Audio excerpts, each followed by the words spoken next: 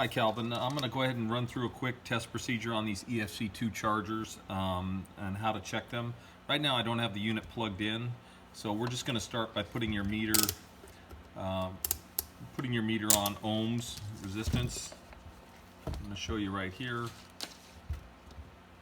And the first check we're going to do is just check between this black wire on your right hand side of the board and the ground line from the power supply, which is right here.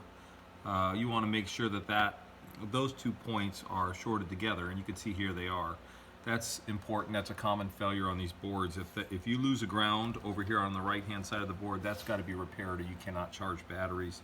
Okay, at this point what I want to do is that's the first check. The second check is just to plug in the charger, put the meter on volts, DC, 200 volt range, turn the power switch on. Now what we're going to do is we're just going to check between that same ground point on the board, which is in the lower left, and this big transistor right here on the upper left hand side of the board. That should measure 48 volt. That should measure 0 volts when the power switch is turned on and there's no battery hooked up. That's imperative also.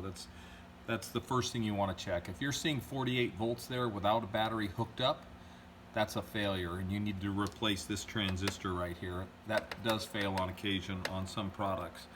You're going to want to check both the top and bottom board. Again, DC volts from the lower left ground point to the output of that transistor when the power is applied. That should read 0 volts with no battery.